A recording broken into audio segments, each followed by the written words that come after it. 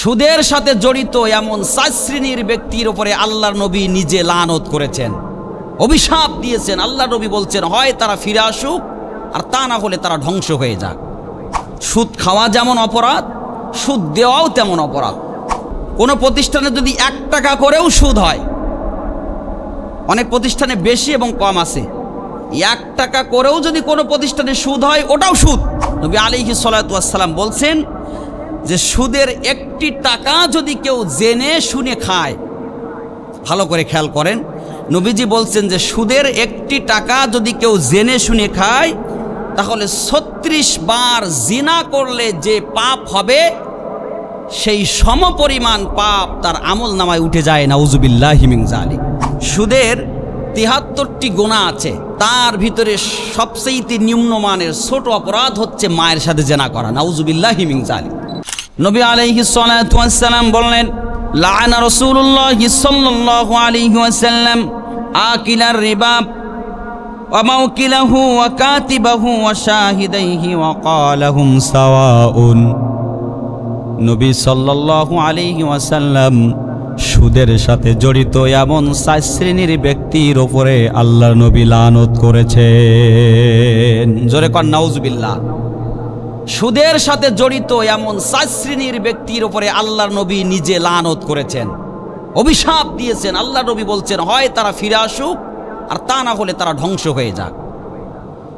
আল্লাহর নবী যদি কারোর উপরে লানত করে, অভিশাপ দেয়, তাহলে তার বাঁচার আর কোনো রাস্তা থাকে না।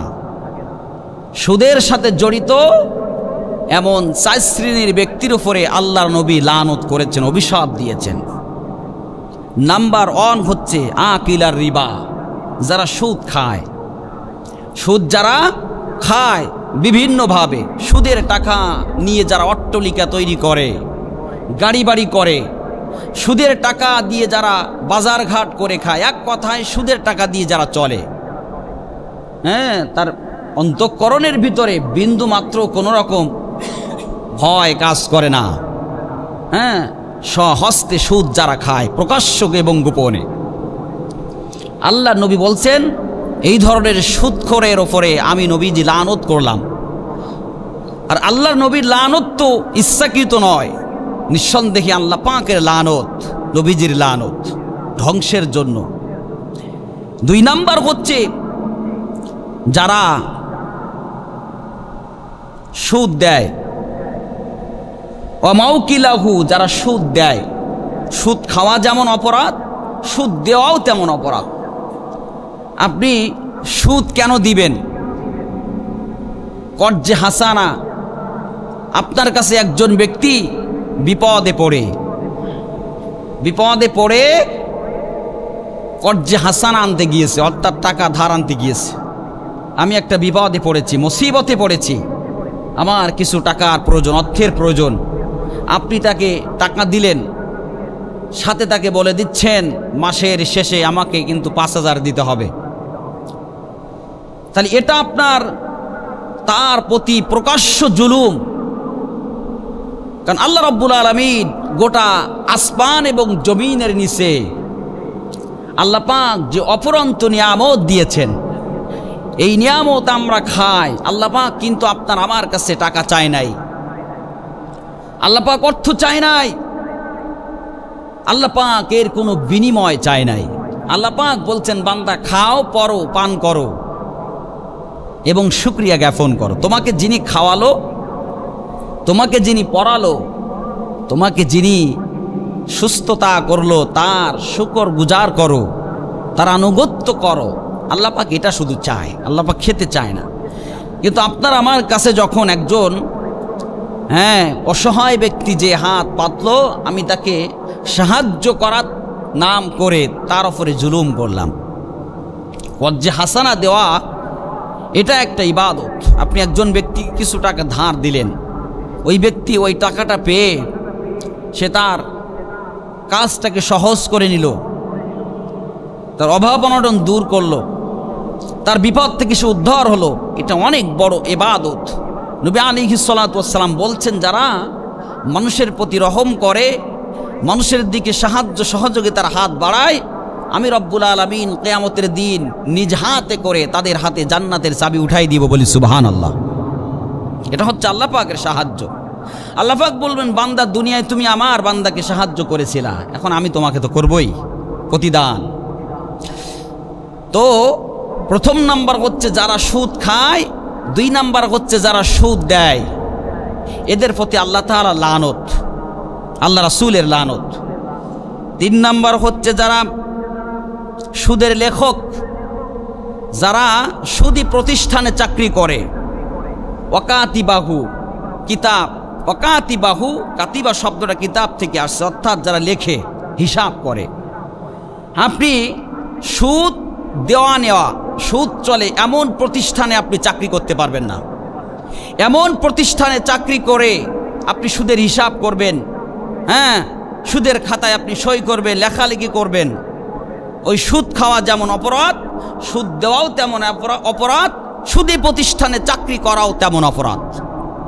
অনেকে গর্ব করে, আমার ছেলে অমুক প্রতিষ্ঠানে চাকরি করে, ভালো বেতন পায়, কিন্তু আপনার ছেলে যে অর্থটা পাচ্ছে ওটা হালাল নয়, কারণ ওই প্রতিষ্ঠানটা হচ্ছে সুদী প্রতিষ্ঠান, ওই প্রতিষ্ঠানের সাথে সুদের সম্পর্ক আছে, সুতরাং ওই প্রতিষ্ঠানে চাকরি করা জায়েজ নাই।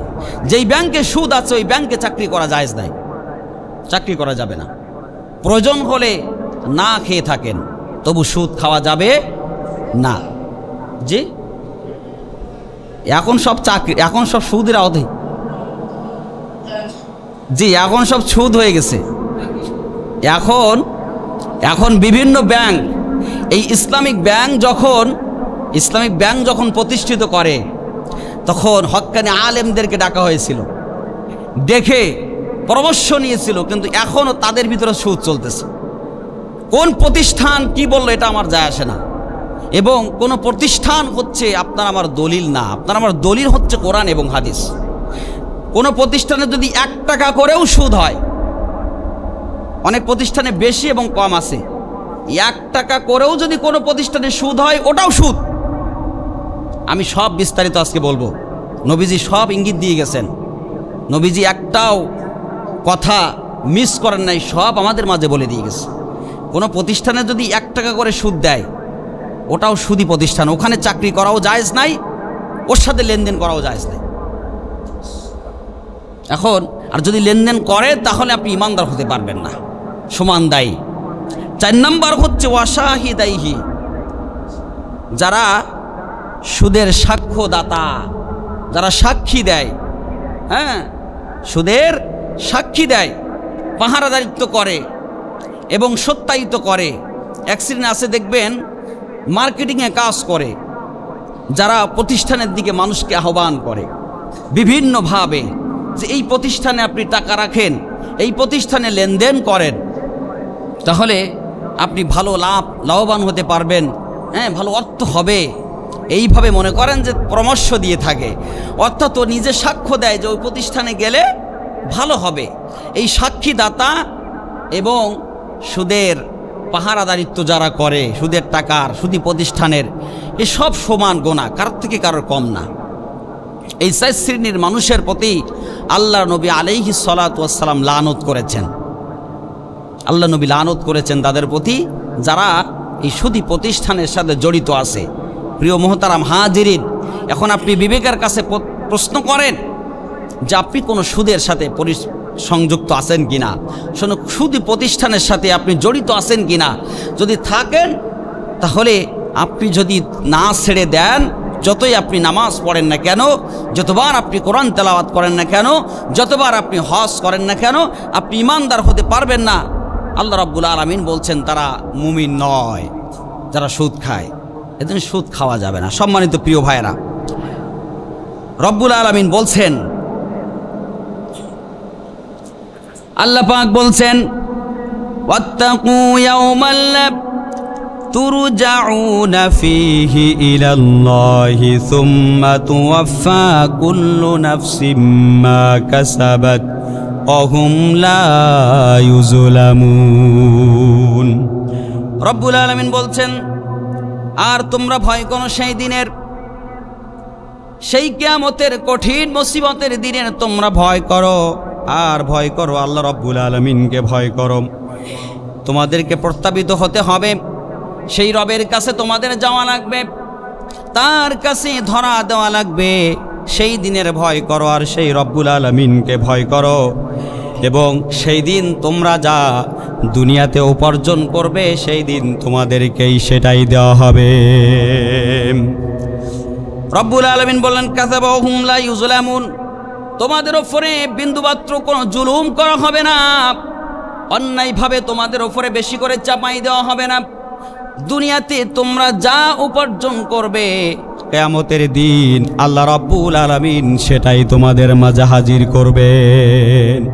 অর্থাৎ দুনিয়াতে যা উপার্জন করব পরকালে আমরা সেটাই পাবো।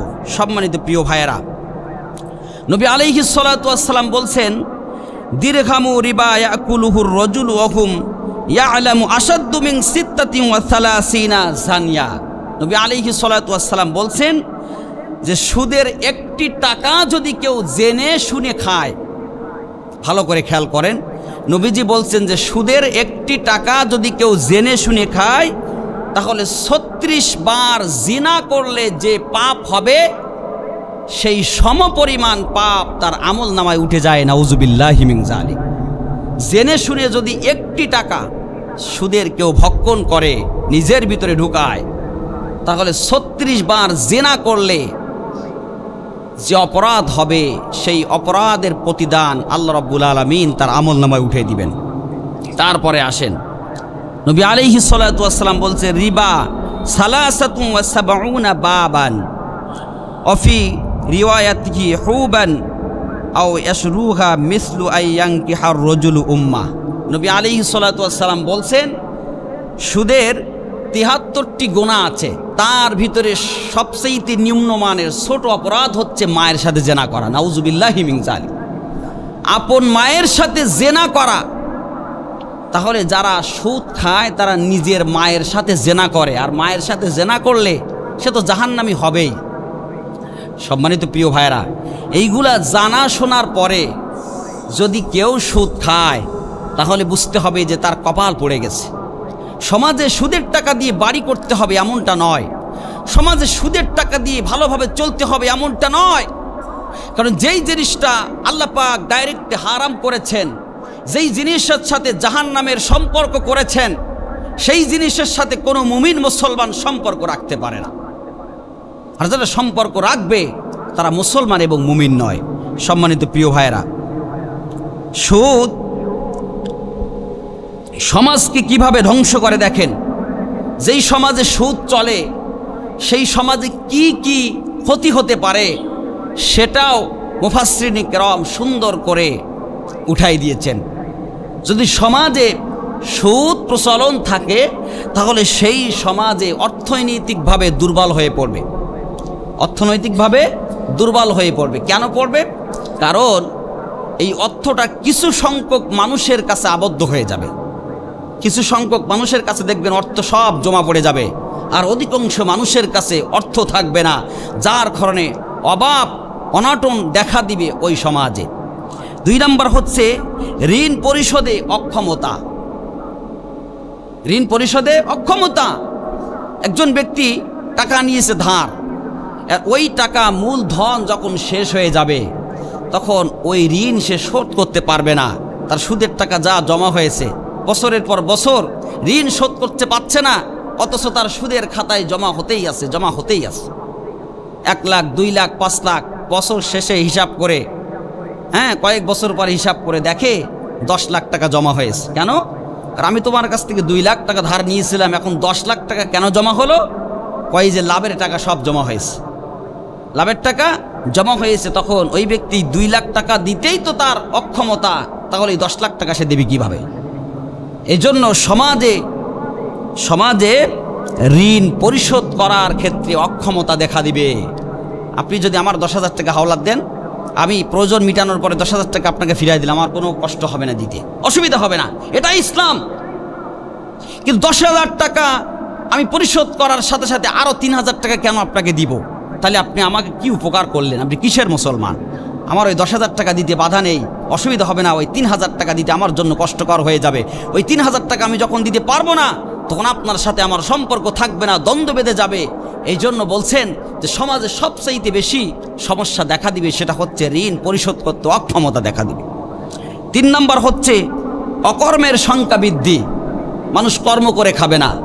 এখন ভালো একটা সিস্টেম বাইর হয়েছে, জমি বিক্রি করে টাকা পয়সা ব্যাংকে জমা রাখতেছে, প্রতি মাসে যে লাভের টাকা তুলে নিয়ে এসে খাচ্ছে, কোনো কর্ম করবে না, কোনো কাজকর্ম কিচ্ছু করবে না, ওই লাভের টাকা নিয়ে এসে খাচ্ছে আর নামাজ কালাম পড়তেছে, মনে করতেছে আমি কত সুখে আছি, মাসে 30, 40, 50 হাজার টাকা পাচ্ছি, কোনো সমস্যা নেই, কাজকর্ম করা লাগতেছে না, মাঠেও যাওয়া লাগতেছে না। মাঠে যে এক শ্রেণী খিটি জীবন শেষ, আর এক শ্রেণী বসে বসে ঠ্যাঙের ওপর ঠ্যাং তুলে দিয়ে আপনার ব্যাংকের থেকে লাভের টাকা প্রতি মাসে নিয়ে আসতেছে আর খাচ্ছে, আর কি সুন্দর বগল বাজাচ্ছে। সম্মানিত প্রিয় ভাইরা, এই জন্য সমাজে সবচেয়ে বেশি অকর্ম দেখা দিবে, কর্মের আপনার সংখ্যা কম হয়ে যাবে, কর্মক্ষেত্রে লোকজন পাওয়া যাবে না, মানুষ চাষবাস করবে না, মানুষ ফসল আবাদ করবে না। আপনি সমাজের দিকে লক্ষ্য করে দেখেন, এক শ্রেণীর মানুষ আছে চাকরির থেকে টাকা পেয়েছে, ব্যাংকে জমা রেখেছে, প্রতি মাসে লাভের টাকা নিয়ে আসতেছে, খাচ্ছে আর নামাজ কালাম পড়তে। সুদ, ওই টাকাটা দিয়ে আপনি ব্যবসা করেন, নবীজি বলছেন ব্যবসা করা হালাল, সুদ খাওয়া হারাম। আপনি ব্যবসা করেন, কষ্ট করেন, 5 বিঘা জমি কিনে ফসল আবাদ করেন, কষ্ট করে সকালবেলা ফজরে নামাজ পড়ে মাঠে চলে যান, দুপুর পর্যন্ত আপনি কাজকর্ম করে খান, আল্লাহ বরকত দিবে। তা না করে আপনি ব্যাংকের থেকে লাভের টাকা নিয়ে এসে খাবেন আর নামাজ পড়বেন আর মনে মনে ভাববেন আমি তো ইমানদার, কোনো সমস্যা নেই, অভাবও নেই, কিচ্ছু নেই, টাকার অভাব নেই। নিঃসন্দেহে এটা সুদ। সম্মানিত প্রিয় ভাইরা, তারপরে কোম্পানিগুলোর অধঃপতন, মানুষের যখন অভাব হবে না তখন কোনো কোম্পানিতে কাজকর্ম করবে না, কোনো কোম্পানি কি কাজকর্ম করবে না। কোম্পানি আপনার বিভিন্ন রকম প্রতিষ্ঠান থাকবে, হালাল ব্যবসা প্রতিষ্ঠানগুলো থাকলে মানুষের কর্মসংস্থান বেড়ে যাবে। মিল, কল কারখানা এগুলো যত বাড়বে মানুষের কর্মসংস্থান বাড়বে। গার্মেন্টস এটা বেড়ে যাবে, মানুষের কর্মসংস্থান বাড়বে, মানুষ কর্ম করে খাবে, যুবকরা আর বেকার থাকবে না, শিক্ষিত হয়ে বিভিন্ন কোম্পানিতে জব করবে। কিন্তু যখন টাকা পয়সা ব্যাংকে রাখবে আর লাভ তুলে এনে খাবে, তখন এই যুবকরা চিন্তা করবে যেভাবেই হোক বাবার সম্পত্তি যা 1-2 বিঘা পাইছি বেশি ব্যাংকে রাখি, কোনো কোম্পানিটা নিয়ে চাকরি বাকরি করবো না, শুধু আরামে বসে খাবো। তাহলে ওই কোম্পানিগুলো বন্ধ হয়ে যাবে, সমাজে কোম্পানিগুলো অধঃপতন ডেকে দিবে। আপনি ভালো করে বিবেক দিয়ে বোঝার চেষ্টা করেন বর্তমান সমাজের অবস্থা। তারপরে নিজের সকল উপার্জনের অর্থ খুব তাড়াতাড়ি শেষ হয়ে যাবে, অর্থাৎ নিজে যে উপার্জনগুলো করেছেন, উপার্জনগুলো করে যে অর্থগুলো আপনি এক জায়গায় করেছেন, এই অর্থগুলা শেষ হয়ে যাবে। কেন জানেন? শেষ হওয়ার কারণ হচ্ছে সুদ যত খাবেন তত বরকত কমে যাবে। সুদের টাকায় বরকত হয় না, একদিক থেকে আসবে আরেক দিক থেকে চলে যাবে। যত সুদ খাবেন না করো তত অশান্তি আপনার ভিতরে বিরাজ করবে। এজন্য আপনার অর্থ আস্তে আস্তে শেষ হয়ে যাবে, অশান্তি বিরাজ করবে। এজন্য মূলধন একসময় আসবে, মূলধন আপনার শেষ হয়ে যাবে, আপনি ঋণগ্রস্ত হয়ে যাবেন, হাহাকার পড়ে যাবে আপনার পরিবারে। তারপরে বেশিরভাগ সম্পদ মুষ্টিময় কিছু মানুষের হাতে চলে যাবে। দেখবেন সমাজে বেশিরভাগ সম্পদ কিছু মানুষের হাতে আবদ্ধ, অধিকাংশ মানুষের টাকা কিছু মানুষের কাছে আবদ্ধ। তারা গাড়ি বাড়ি, তারা আরাম আয়েসে জীবনযাপন করতেছে জমিনে, আর যে সমস্ত মানুষগুলো টাকা পয়সাগুলো রাখছে অভাব অনটনে তাদের দিন যাচ্ছে। কেননা এই টাকা তো কিছু মানুষের কাছে আবদ্ধ হয়ে গেছে। নবী আলাইহিস সালাতু ওয়াস সালাম বলছেন, এমত অবস্থায় দেখবা যখন এই ঋণ দেনা অর্থাৎ অর্থ লেনদেনের ক্ষেত্রে সঠিক আচার ব্যবহার থাকবে না, সঠিক আপনার লেনদেন সঠিকভাবে থাকবে না, প্রচলন থাকবে না, তখন ওই সমাজে যুদ্ধ, মারামারি, কাটাকাটি বেঁধে যাবে। নবী আলাইহিস সালাতু ওয়াস সালাম বলছেন যে এই সুদখোরদের প্রতি আমি নবী নিজে লানত করলাম, তাদেরকে অভিশাপ দিলাম। আল্লাহ রাব্বুল আলামিন বলছেন যে তোমরা যদি ছেড়ে না দাও, ফাইল্লাম তাফআলু ফাআযানু বিহারবিম মিনাল্লাহি ওয়া রাসূলি, তোমরা যদি মুমিন হতে চাও তাহলে সুদ ছেড়ে দাও, আর যদি সুদ না ছেড়ে দাও, তোমরা যারা সুদখোর আছো আমি নবী এবং আল্লাহর সাথে যুদ্ধ করার জন্য তোমরা প্রস্তুত হয়ে যাও। নাউযুবিল্লাহি মিন যালিক। সুদখোরের সাথে আল্লাহ নিজে যুদ্ধের ঘোষণা দিয়েছেন, সুদখোরের সাথে নবীজি নিজে যুদ্ধের ঘোষণা দিয়েছেন। সূরা বাকারার, কোরআনুল কারীমের 2 নম্বর সূরা, সূরা আল বাকারার 278 নম্বর আয়াত এবং 79 নম্বর আয়াত, এই 2টা আয়াত বাড়িতে যেয়ে আপনি কোরআন খুলে দেখেন। আর আপনি যদি মনে করেন যে আমি মানব না, তাহলে বাড়িতে যে কোরআনের এই আয়াতগুলো কেটে ছিঁড়ে আপনি ফেলাই দেন, যেগুলো আমি মানব না। আর যদি আপনি মুসলমান বলে দাবি করেন, মুমিন হতে চান, তাহলে আজকের থেকে ওয়াদা করেন সুদ আর খাবো না। কেন সুদ খাবেন? আল্লাহ কি আপনার অভাব দিয়েছেন? সুদ কেন খাবেন? জমিনে তো সুদ খাওয়ার জন্য আপনার প্রেরণ করে নাই। কেন প্রচণ্ড খরা আসে জানেন? কেন ঠিক সময় বৃষ্টি বর্ষণ হয় না জানেন? কেন ঠিক সময় আল্লাহর রহমত আমরা পাই না কেন জানেন? কারণ সমাজের ভিতরে যদি 5 জন সুদখোর থাকে আর 200 জন ওই 5 জন সুদখোরের কারণে আল্লাহর পাকের গজবের ভিতরে নিপতিত হয়। বর্তমান সমাজে সুদগুলো ছেয়ে গেছে। এক শ্রেণীর মানুষ দিব্যি আঙুল ফুলে রাতারাতি কলা গাছ হচ্ছে, বড় হয়ে যাচ্ছে, সুদের টাকায় 6 লাভ। অসন্তুষ্ট হয়ে যাচ্ছে কিছু মানুষ। অসন্তুষ্ট হলে আমার কিচ্ছু যায় আসে না, আমি ইমাম, আমাকে বলতেই হবে। এই যে সুদ ভিত্তিক সমাজ আমরা চাই না। আমরা চাই সমাজ থেকে সুদ চিরতরে বিদায় হয়ে যাক। কারণ আল্লাহ পাকের সাথে আমরা যুদ্ধ করতে চাই না। কারণ আমার মালিক আমাকে খাওয়ায়, আমার মালিক আমাকে পড়ায়, সুস্থতা অসুস্থতার মালিক আমার মালিক। কিয়ামতের দিন আল্লাহ যদি কারোর সহযোগিতা না করে, তার কোনো পথ থাকবে না। সুতরাং সেই মালিকের সাথে আমরা যুদ্ধ করতে চাই না। যেই নবী আলাইহিস সালাতু ওয়াস সালাম পরকালে আপনার আমার সুপারিশ না করলে আমি জান্নাতে যেতে পারবো না। আমরা শেষ নবীর উম্মাত, শ্রেষ্ঠ নবীর উম্মাত। যে রাসূল আপনার আমার জন্য ধ্বংসের দোয়া করে নাই, যে রাসূল আপনার আমার জন্য কল্যাণের দোয়া করেছেন, ইয়া রাব্বি উম্মতি হাবলি, এখনো পর্যন্ত নবীজি আপনার আমার জন্য দোয়া করতেছেন যে আমার উম্মতের কি হবে। আয় আল্লাহ, আমার উম্মতকে আপনি ধ্বংস করে দিবেন না, আমার উম্মতের ওপরে অকল্যাণ করবেন না, আমার উম্মতকে আপনি কল্যাণকামী করেন। সেই রাসূলের সাথে যুদ্ধ করবে তারা, সুদ খাবে যারা। সুদ ছেড়ে দেন, না খেয়ে মারা যাব, একশ্বাস খাবো, প্রয়োজন হলে খাবো না, সুদের টাকা খাবো না। 1 টাকা যদি জেনে শুনে কেউ সুদ খায়, তাহলে আপন মায়ের সাথে জেনা করার সমান, আপন মায়ের সাথে জেনা হয়ে যাবে। এজন্য সম্মানিত প্রিয় ভাইয়েরা, আমরা মায়ের সাথে জেনা করতে চাই না। সম্মানিত প্রিয় ভাইয়েরা, যারা সুদের সাথে লেনদেনে আসেন, প্রয়োজন হলে কামলা খেটে খান, তবে সুদে প্রতিষ্ঠানে চাকরি করেন না। কারণ আপনি সুদী প্রতিষ্ঠানে চাকরি করবেন, ওই প্রতিষ্ঠান বন্ধ হয়ে যাবে। যাব না আমি প্রতিষ্ঠানে আজকের থেকে, ওই প্রতিষ্ঠানের বিরোধিতা করব। যেই প্রতিষ্ঠানের কারণে আমার সমাজ ধ্বংস হয়ে যাচ্ছে, যেই প্রতিষ্ঠানের কারণে আমার সমাজে আল্লাহর গজব আসে, ওই প্রতিষ্ঠান ধ্বংস হোক, আমি ওই প্রতিষ্ঠানের সাথে যাব না। সম্মানিত প্রিয় ভাইরা, কি ভাবতেছেন নামাজ পড়েই মুসলমান হয়ে যাবেন? কি ভাবতেছেন আপনি যে আপনি 30টা রোজা রাখলে ইমানদার হতে পারবেন? কি ভাবতেছেন আপনি মক্কা শরীফে বারবার যাবেন আর ইমানদার হবেন?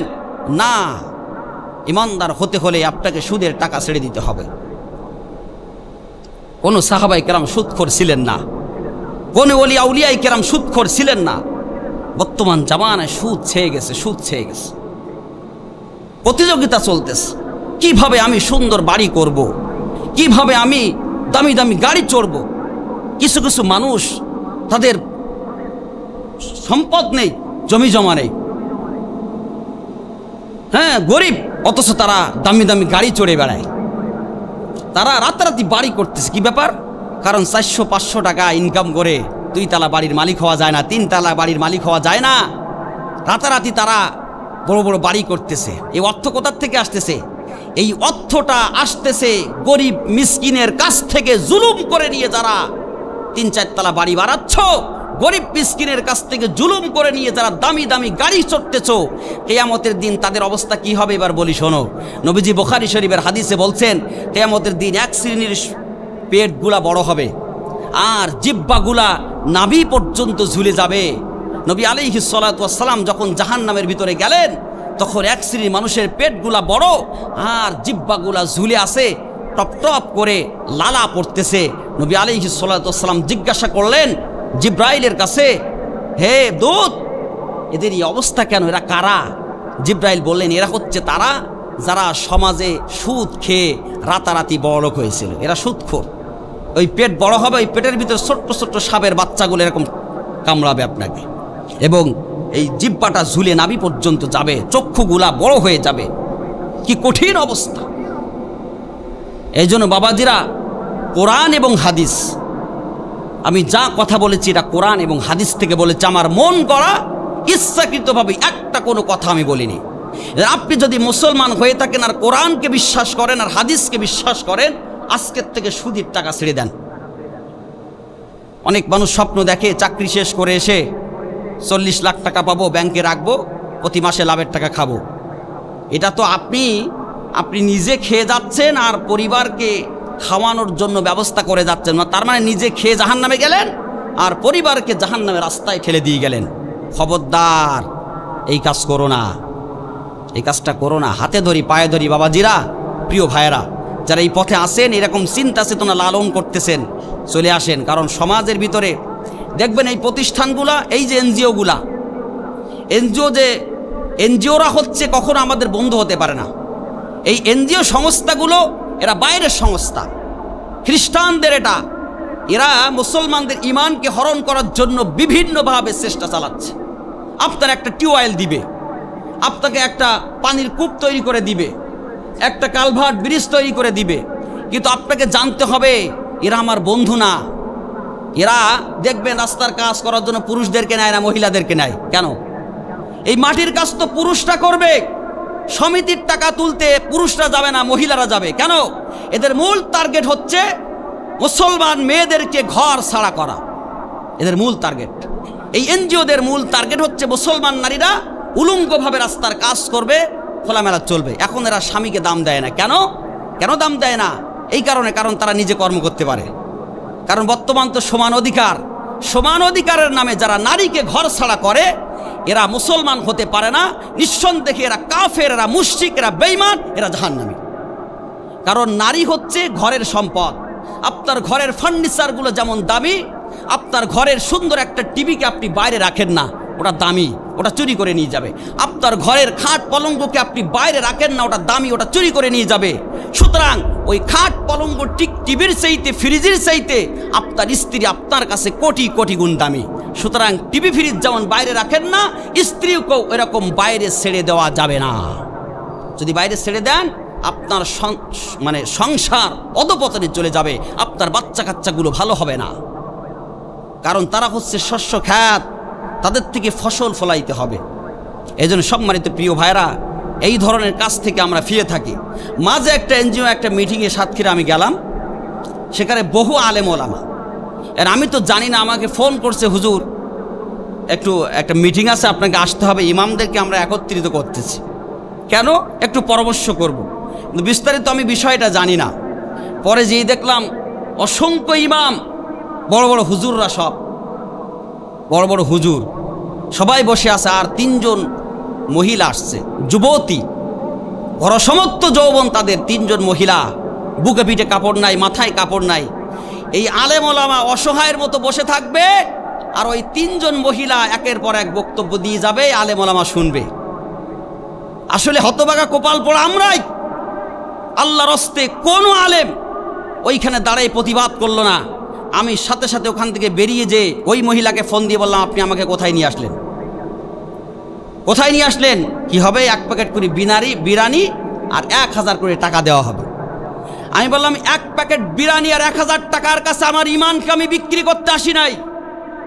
আমি এই ইমানটাকে অনেক কষ্ট করে আমি উপার্জন করতেছি। আমি কষ্ট করে আরামের বিছানা ত্যাগ করে শীতের রাত্রে অজু করে আমি ফজরের নামাজ পড়তেছি ইমানকে অর্জন করার জন্য। রাতের ঘুমকে হারাম করে তাহাজ্জুদ পড়তেছি আমি ইমান অর্জন করার জন্য। সুতরাং এই কষ্ট করা, উপার্জন করা ইমানকে আমি 1000 টাকা আর 1 প্যাকেট বিরিয়ানির কাছে বিক্রি করতে আসিনি। ও আমাকে পায়ে ধরছে, হুজুর আপনার পাও দোকানা ধরি আমার চাকরি চলে যাবে। পাও দোকানা ধরি আমি জীবনে আর কখনো আমি এইভাবে কোনোদিন বলবো না। আপনি যেহেতু গেছেন, আমার চাকরিটা বাঁচান, আমার ফ্যামিলি আছে, পরিবার আছে। আমরা আপনি তো অন্যায় পথে চাকরি করছেন হুজুর, সেটা পরের ব্যাপার, আপনি আমার চাকরি বাঁচান। হ্যাঁ, শেষমেশ আমি ওর ভিতরে ঢুকে, এই বল্লি ইউনিয়নের বড় বড় কয়েকজন হুজুরও ছিল। হ্যাঁ, হুজুর হলে হবে না, সত্য কথা, হক কথা বলতে হবে। আজকে এই সত্য কথা, হক কথা জোর গলায় বলে আমি কিছু মানুষের কাছে খারাপ, সমস্যা নাই। কিছু গোলালু মার্কা আছে যারা চায় না সমাজ পরিবর্তন হোক, তারাও বসে আছে। আমি এইভাবে কানটা বন্ধ করে মসজিদের মেম্বারে বসে মিথ্যা কথা বলবো না, কান বন্ধ করে আমি চোখ দুটা বন্ধ করে টেবিলের উপরে ঘুম পড়লাম, আমি কথা শুনলাম না, তাকাইও নি। টাইম শেষ হওয়ার 5 মিনিট আগে বেরিয়ে এসছি, চলে আসছি, এসেই ফোন দিলাম যে কখনো আমাকে এই ধরনের মিটিংয়ে আর ডাকবেন না, আমি যেতে চাই না, আমি ইমান বিক্রি করতে চাই না। এটাই হচ্ছে ওদের কাজ। বুঝতে হবে ব্রেন বুদ্ধি মগজ তা আল্লাহ পাক আপনাকে দিয়েছে, কেন বোঝেন না? ইমান নষ্ট করছেন কেন?